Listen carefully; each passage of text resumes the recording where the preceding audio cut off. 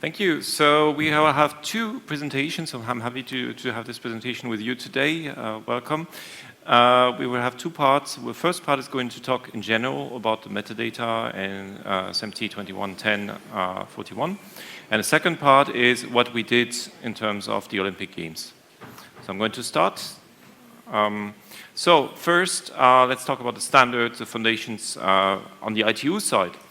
So ADM is what is meant, so that's transport metadata, is the audio definition model, which was defined in ITU RBS 27C6. This is basically, well, how this has started with how you defined the metadata for object audio. And ITU RBS 2125 enables basically the serialization of that. So basically you have something which is transported, and you have to serialize this. And on top of that, you have also some ADM and SADM profiles. So basically, when you look at the ADM specification, you've got a multitude of different profiles or different possibilities, parameters that you can do. What is very important for the industry, always for the interoperability and to be able to test that, is to have some profiles, practical profiles that you can use. So you don't use everything in this. So that's something which is in work currently. ITU RBS, so the code name is ADM NG emission, and basically this is targeting the publication for 2025. It's still not out as far as I know. No, it got out. I think it got out? Yeah, I think we published. Yep, we get a thumbs up from okay. Dave. It was out. Okay, so I'm not up to date on that. And it supports channel and object-based audio for use in audio coding systems for the audio advanced sound system, which is basically what is the name which I call next generation audio very often, which basically contains all the bits and nuts for that. Now, if you look at the background, so a bit history, let's say, what happened then prior to SMT 2110-41, is that you could transport the data, so the metadata, over AES-3 and SDI interfaces. So SMT 2116 defines carriage of metadata of serial SADM. It was published in 2019, and it was building on SMT 337, which basically allows the transportation of metadata, so data which is other than audio, basically. It had potentially high requirements and has some impact on latency. So that was possible with via SDI. And there is also a possibility to distribute via SMT 2110, which is 31, which use the AES transparent transport, basically, where you can embed in the AES-3, you can embed some metadata for that. So that was published in 2018, and there's a second revision which was published in 2022. So that was possible, but then we came to basically the native data transportation over IP, which is 2110-41. And this was published, so it's pretty recent. It was published in 2024, although we have been talking a lot about this for some time, I believe. And it's for the transport, the conveyance of any data. So it can be also a data which has also no relationships to audio and video, but it can be used also for SADM. I think Jacob is going to do an outlook about how you could use it for a further Dolby solution later on. And basically also there's 2127, which defines basically how you map. So metadata guided audio, and SADM is one of that.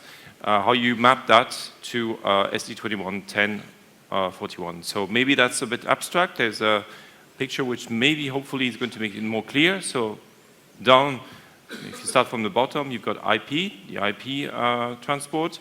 You've got RTP payload on that. And in the RTP to payload, you've got the data item package, which is SMT 2110-41. And within that, how you embed basically the metadata guided audio, and in that you have the SADM. So that's basically the whole layer you have, and then now the layer is complete for that. And I think Jacob wants to continue. So the SADM, its approach here is that it's essentially an XML description of audio. So this is already used for things like Dolby Atmos in the post-produced workflows and the cinematic workflows. ADM is a nice way to use XML data to describe where object audio things are. So we've adopted this into the linear chain, which is why we needed this serialized flavor of the ADM, which has a few more constraints as well. And it allows us to, in the linear domain, we sort of decouple it from the audio strictly a lot of the time.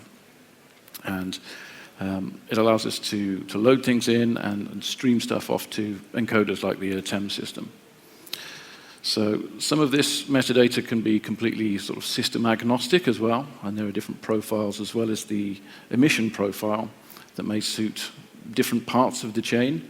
But the way we can work in the latter parts of the chain is direct encoder control effectively for the next generation audio codec that's encoded at the head end, but also we can use that information to render to other systems. So just to give I don't know if any of you are close enough to the screens to see this, but essentially it's quite human readable, an XML flavor here. It's not bit compressed and meaningless nonsense. You can go in there and see things like loudness information, track assignments, and IDs. So if you pull this into things like media info, for example, it will give you visualizations and describe the audio in a human understandable way. So this is sort of a breakdown similar to what we showed before in terms of the structure of the standards and how they wrap up this ADM into the 2110-41 here. So we've got the other 2110 stream types here. So as well, you have the -20, that's your video, the -30, which is PCM audio. We mentioned how you can send SMPTE 337 wrapped SADM, and that would be a -31 type if you're making use of that. But this -41 is really sort of a native wrapping of this XML. Can be gzipped as well to make it a bit smaller. And then that's the breakdown of your 2110 inputs that feed the emission encoder. And there's some utility you can wrap around this as well. So where something is aware of the metadata that's coming into the system, you have the opportunity to do things like loudness correction on the PCM and then reflect the description of that within the metadata at the same time. So there's loudness control, leveling. You can do things like mixing, rendering into different formats as well, different speaker configurations, and then have the metadata reflect that as well. We talk about this a lot in the context of NGA, next generation audio, which can seem like a complex new thing. It sounds like it's futuristic. It's very much current day now. It is broadcast all the time in France. France Television, of course, started with the Olympics that we're talking about, but there's, now it's part of everyday transmission there. Similarly in Spain and I think Poland as well at the moment of broadcasting with this codec. But actually the SADM system itself is not strictly NGA. You can use it to control regular stereo and 5.1 switching use cases. And that may be object-based as well, or it can just be channel-based control. And adopting it in that space is what then will make it much easier to step towards next-generation audio use cases by jumping onto the cutting edge of control here. Okay, back to Jan. So next we're going to talk about what was done by France Télévisions, or for France Télévisions as well, so for the Olympic Games. So in first place, we wanted to have immersive sound. So 5.1.4. The other thing is to address a hearing impaired audience as well, and address the visually impaired audience, allow some personalization, and of course the whole has to fit in some limited bandwidth, because of course the multiplexes on terrestrial, we don't have that much space.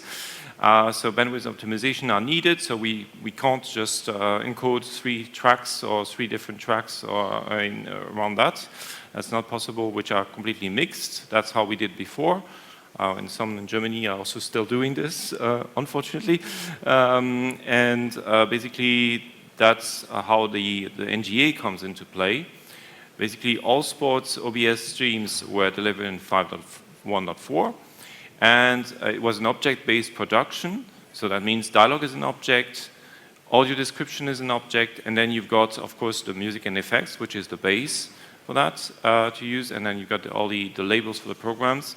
And the whole was encoded and distributed in Dolby Atmos AC4. So Atmos, of course, is for the immersive part, and it was AC4 in general, so that it could transport also the audio description and the visually impaired.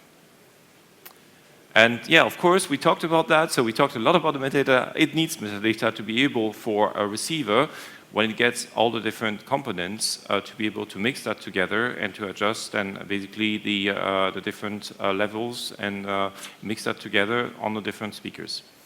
And that's basically how it looked in practice. So there was basically there are two objects plus the bed, which we could also say it's an object. I don't know, there's maybe a debate which will all be open with this. So the bed is basically the ambience, what's the general sound, and whatever happens, let's say, hold the action. There was a dialogue in French, and then there's next to that is audio description as a separate component. These three components are transported and transmitted over terrestrial independently, and then you've got a metadata on top, and that's how you come to, if you want to do, if you're on the receiver side, you can have a presentation which is done in French, which takes the bed and the dialogue in French. You've got another presentation which is audio description, where you get basically the bed, the dialogue 1, and the dialogue 2, which is the audio description. And you can have also then a presentation 3. So that's a specific case also. This is a kind of dialogue enhancement where basically the dialogue is raised, but actually you could also have a slider where you can mix up and down. This has been done this way, so it's easier for people just to select basically the pre-selection, which is a 3 dB, but else you could change basically from very low to very high for the dialogue enhancement. And then there is a fourth presentation, which is basically just the music and effects, so no dialogue and no presentation on that. And that's basically, yeah, just what's happening, so the sports itself. So at the end, the author and France Télévisions is fully in control. They decided how they to produce this, what at the end the user will be allowed to do. And these are the options they're chosen. They could also choose something different. It's also a matter for them to disallow or allow how far the mixing could be and what type of pre-selections could happen. And Jacob, I think. So yes, the presentation concept that we've just seen and the objects, authoring all that kind of information there is what we have the younger AI expressor is used for in the France Television's workflow here. So obviously this, I'll skip back one. These set of presentations and the associations and the metadata levels, you need some kind of UI to control that, author that, set the gains.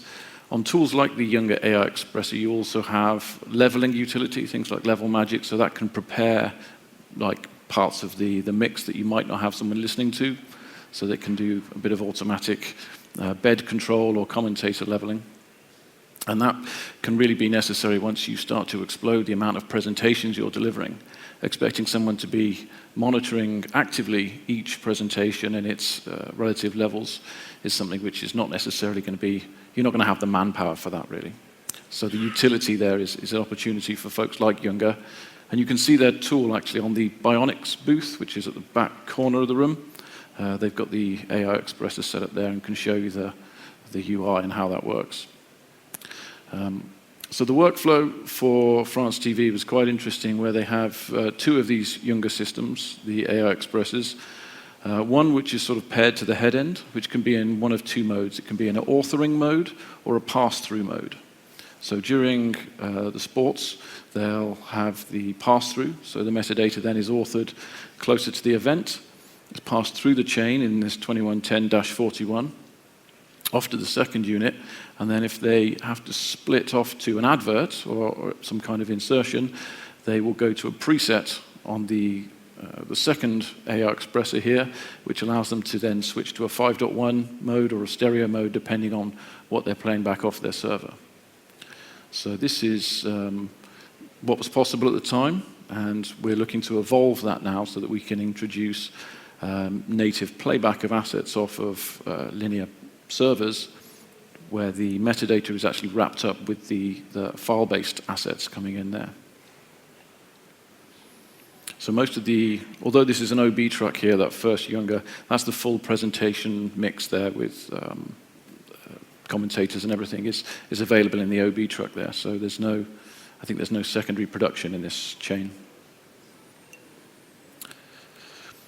So here's some photos, I guess quite small for you from there. But you can see the AI Expressor screenshot is the top left. That's their software. The mixing environment there, I think that might even be Mikhail from Ateme, the back of his head there. And in the top right, you can see how this, on a TV, how these presentations are available to a user. So it comes up in the regular language menu. You have the user labels that are authored in the AI Expressor come through, and it's in this native menu that's already available to you, where you can choose between your audio description mix, your no commentary mix, and where appropriate with languages, they will actually be auto-selected by the TV as well. So you say, my TV language preference is French, it will go in and it will choose the French presentation if there are multiple language options. Similarly, with the audio description capabilities, if you have the TV set in a state where you're saying, I'd prefer the audio description presentation, that's automatically chosen for you by the virtue of the tags there. So this was, the Olympics in France, but there's been some work in the US as well, where they're able to take similar kinds of contribution, where they have the surround sound mix from the stadium, the announcers, and another audio description. So this is quite a new concept where they have someone it's new to me, but they've trained someone to sort of talk in the gaps of the regular announcer, and then they were able to deliver that as a separate object, and also leverage the dialogue enhancement capabilities of AC4. And they've sort of branded that in the US with this Voice Plus to help the users in the home understand that concept, and an extra accessibility feature of AC4. And this was the distribution of that. So they end up with, for ATSC3, they can deliver these next-gen TV AC4-driven experiences, and then they can derive for that for the regular ATSC with the older codecs. They can derive from those same mixes. Okay.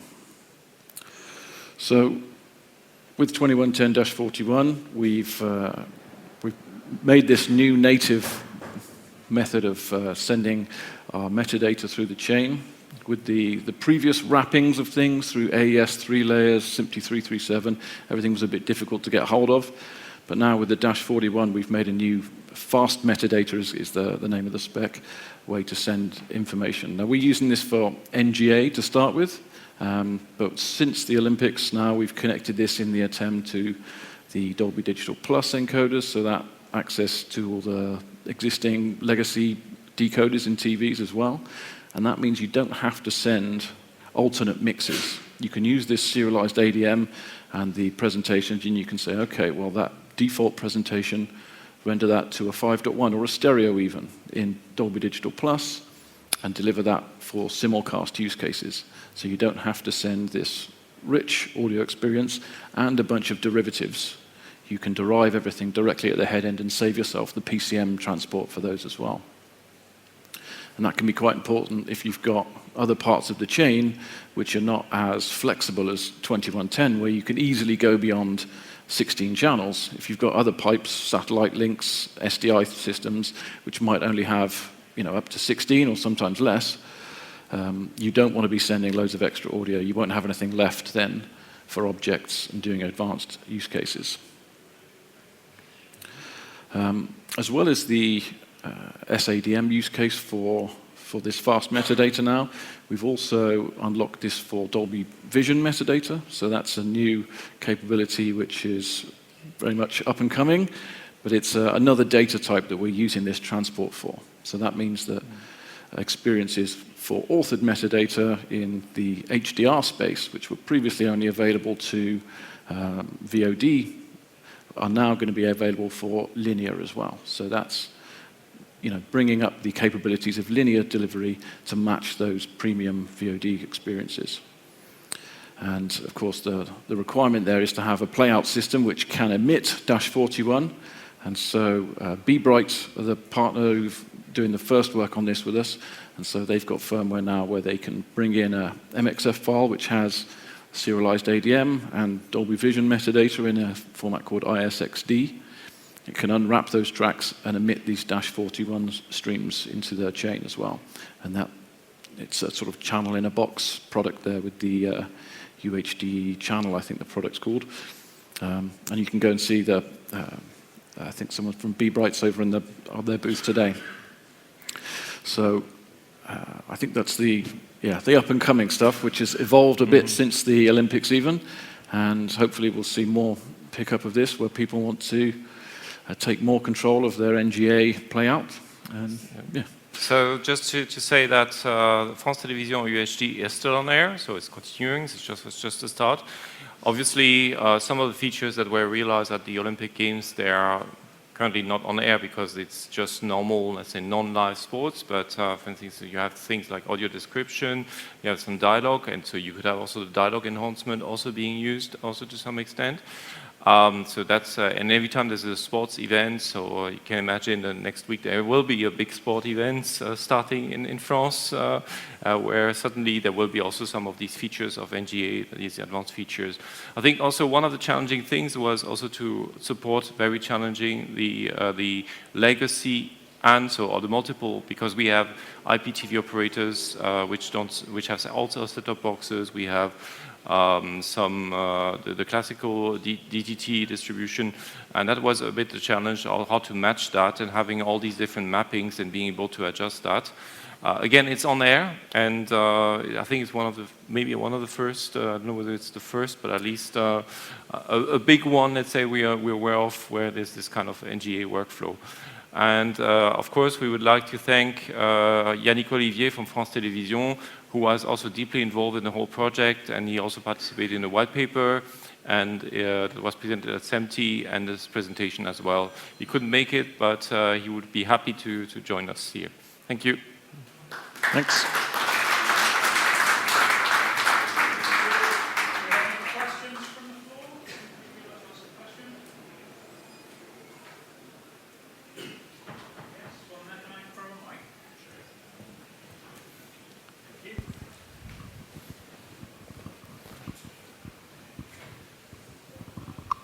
Thanks for the presentation.